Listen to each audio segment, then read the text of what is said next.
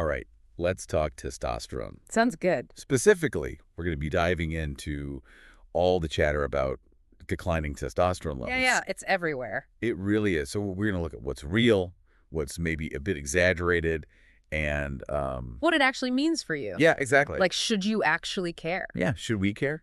For this deep dive, we're starting with something a little different. Yeah.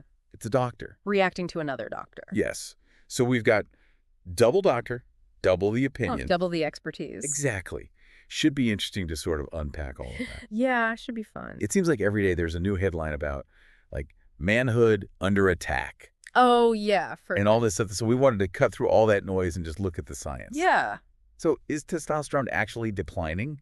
And like you said, should you even care? Well, the good news is both doctors agree that testosterone levels have been trending downwards, Okay. especially in Western countries. And they both cited studies showing that average testosterone levels in the U.S. were around 650 Okay. nanograms per deciliter Nanograms per deciliter. back in the 1960s. Okay. So just for clarity, that's how we're measuring the concentration of testosterone in the blood. In the blood, yep. Okay. So then by 2020, that number had dropped to just over 400. So it went from 650 to 400. A little over 400, yeah. That's kind of a lot, right? Yeah, that is a statistically significant decrease. Okay. And that's kind of where that question of should you care comes in. Right. Because low testosterone isn't just about feeling less energetic or, whatever. Yeah, there are potentially serious health risks associated with it. So the doctor in the video mentioned things like an increased risk of heart disease Right. and diabetes, and even impacting bone density and muscle mass. Mm-hmm. So making you more prone to fractures and weakness Exactly. as you age. And that's just the physical effects. Right. Research also suggests links between low testosterone and depression. Really? Yeah, low libido Yeah. and even increased mortality rates. So this is way more serious Oh, absolutely. than just like a crisis of masculinity, or however people want to frame it. Yeah, while testosterone does play a role in what we traditionally associate with masculinity, Sure. it's important to remember that masculinity itself is much more complex Yeah. and influenced by cultural factors. So that's not the be-all and end-all. No, but regardless of how you define masculinity, Right.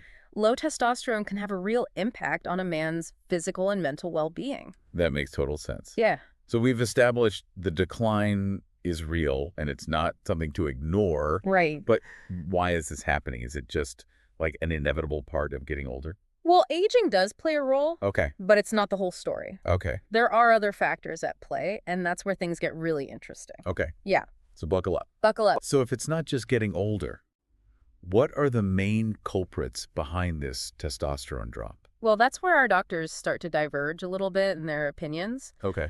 One doctor focuses heavily on what he calls endocrine disruptors. Endocrine disruptors. I've heard of those. Yeah. Aren't those like in plastics and stuff like that? Yeah, exactly. BPA and phthalates are two of the big ones. Okay. They're in everything from water bottles to food packaging. Right. And they can mimic hormones, Oh, okay. like estrogen in the body. Interesting. The doctor uses an analogy that I find really helpful. It's like, imagine these chemicals sneaking into your cells Okay. and basically messing with the locks that are meant for your natural hormones. Okay. So it's like they're taking the place of Gotcha. the hormones that should be there. It's kind of freaky when you think about it. Yeah, it is a little bit. So are endocrine disruptors the main reason testosterone is declining? Well, that's where the other doctor pushes back a bit. He agrees that these chemicals can have an impact, Okay. but he emphasizes that the research is still emerging. Right. We don't fully understand the long-term effects. He's more focused on the lifestyle factors. Yes, much more so. Okay. He points out that things like obesity, Right. lack of exercise, poor sleep, Yeah. chronic stress are all strongly linked to lower testosterone levels. It makes sense if your body's constantly under stress or not getting the nutrients that it needs. Yeah, It's going to impact your hormones. precisely. And this is where things get empowering, Okay. I like that. because these are all factors within our control. So instead of blaming it all on plastic water bottles, Right. we need to look at our own habits, Exactly. our choices. Yeah, if you're not sleeping enough, not eating a balanced diet, Yeah. not managing your stress, Right. those things are probably having a much bigger impact on your testosterone Yeah. than any environmental factor. So this is where I get a little bit confused. The doctor in the reaction video also brings up diet. Mm-hmm. But he specifically singles out soy Oh, as yeah. being harmful to men. The soy debate. Yeah. It's a classic example of how a single food can become demonized Right. without the full context. So is soy really bad for testosterone? Should guys be avoiding, like, tofu and edamame? Let's break it down. Okay. Soy contains compounds called isoflavones, Okay. which are phytoestrogens, Phytoestrogens. which basically means they're plant-based compounds Okay. that can have weak estrogen-like effects in the body. So it's not a complete myth? No, but the key word here is weak. Okay. The doctor in the reaction video points out studies where Right. extreme soy consumption, like multiple servings per day, Wow, okay. showed a slight decrease in testosterone. Okay. However, moderate soy intake, like what most people consume, Right. has not been shown to have any significant impact on testosterone levels. So enjoying a tofu stir fry or some soy milk in your coffee isn't going to, sabotage your manhood. It's all about balance and moderation. Okay, that makes me feel better. It is. What about the geographical differences in testosterone? Oh, yeah. The doctor showed these maps where places like Uzbekistan and Siberia actually have higher levels than a lot of Western nations. Yeah. It makes you wonder if there's something about, like, the diet or the lifestyle Yeah. or even cultural norms in those regions that's contributing to those higher levels. Yeah, I mean, for example, traditional diets in those areas Right? tend to be higher in animal fats and protein, Okay. which some studies have linked to higher testosterone. Interesting. They also might have lower exposure to certain endocrine disruptors, Right. or have different levels of stress and physical activity in their daily lives. It's really complex. This is a very complex issue. And it seems like we need a lot more research to fully understand all these factors at play. We do, for sure. And remember, the doctor also made a blanket statement that omnivores always have higher testosterone than vegans. Yes. I was curious about that one. Well, the other doctor correctly points out that there's simply no solid evidence Okay. to support such a sweeping claim. So it's not just as simple as meat equals testosterone. No, it's another reminder to be wary of oversimplifications Right. and to look at the bigger picture. Okay, so we've got these two seemingly opposing views. One focusing on the external factors like endocrine disruptors in certain foods, Yeah. and the other emphasizing lifestyle choices. Right. Where does that leave us? It's starting to feel like a bit of a blame game. That's a great observation, and it's actually something the reacting doctor touches on as well. Okay. He cautions against getting caught up in the blame game. Okay. And points out that both sides of the argument can be true to some extent. So both lifestyle choices and environmental factors could be contributing to the decline. Yes, it's likely a combination of factors working together. But Yes. here's the crucial point. Okay, I'm listening.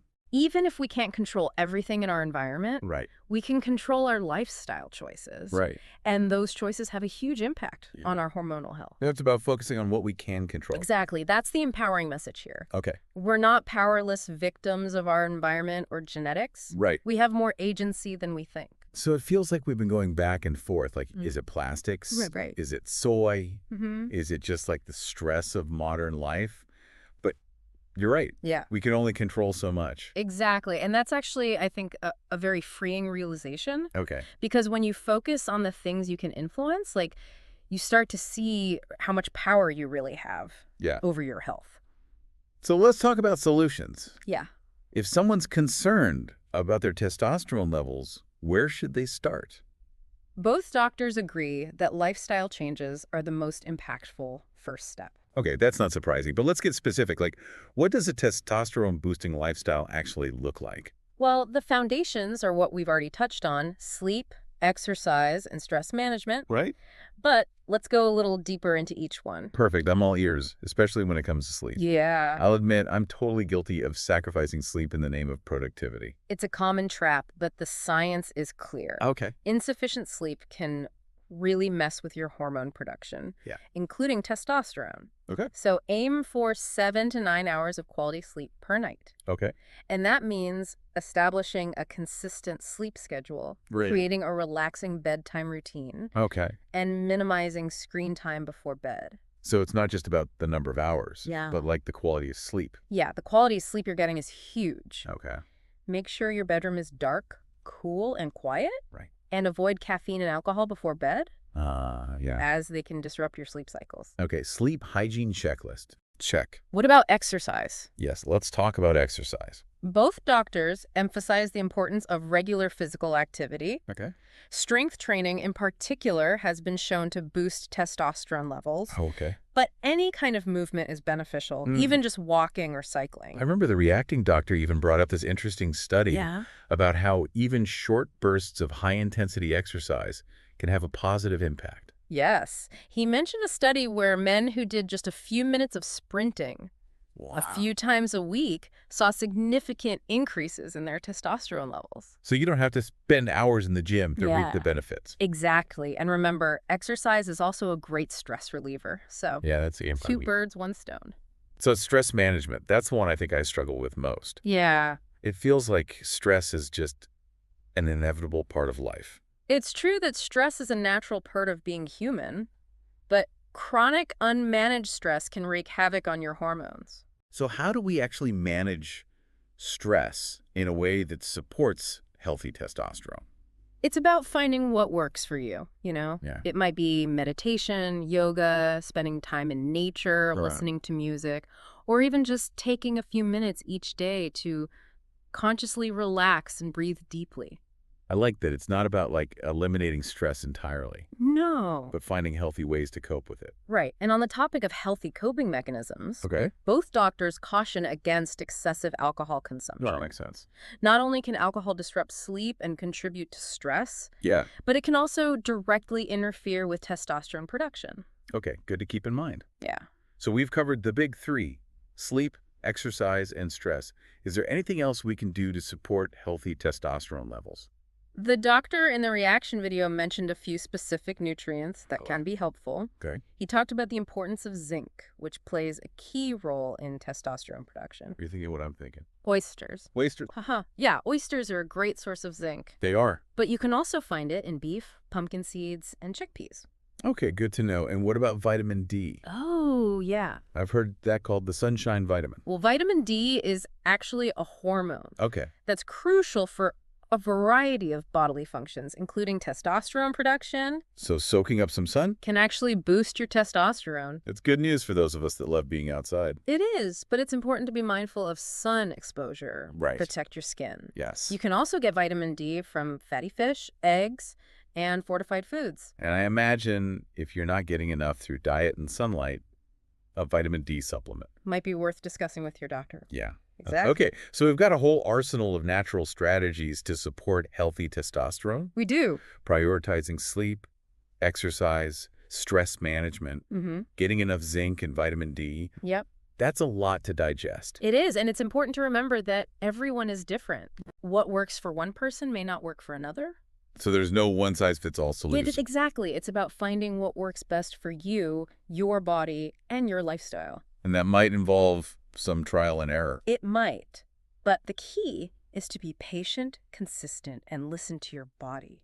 Yeah, I think the biggest takeaway for me from this whole deep dive Yeah. is that, like, while there are these external factors Yeah. that might be contributing to declining testosterone levels, we're not helpless victims. Right. We have the power to make choices that support our hormonal health. That's the empowering message. It really is. And it's not just about testosterone, Right. These lifestyle changes we've talked about. Yep. Prioritizing sleep, managing stress, moving your body. Yeah. They benefit every aspect of your well-being. It's about taking a holistic approach to health. Precisely. And those small, consistent changes we talked about earlier, Yeah. they can have a ripple effect, not just on your physical health, but also on your mental and emotional well-being. It's all connected. It is, and that's the beauty of it. Yeah. By taking care of yourself, Yeah. you're creating a positive feedback loop Right. that benefits your entire being. So if you're feeling inspired to take action, Yeah. I encourage you to think about one small, achievable change you can make today.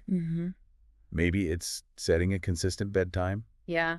swapping sugary drinks for water, Good one. or adding a 15-minute walk to your lunch break. Whatever it is, make it something sustainable. Right. Something you can stick with. Yeah, and celebrate those small victories Oh, yeah. because they all add up in the long run. Absolutely. Progress, not perfection. Progress, not perfection. That's what matters. That's what matters. So as we wrap up this deep dive into the world of testosterone, Yeah. I want to leave you with a question to ponder. Okay.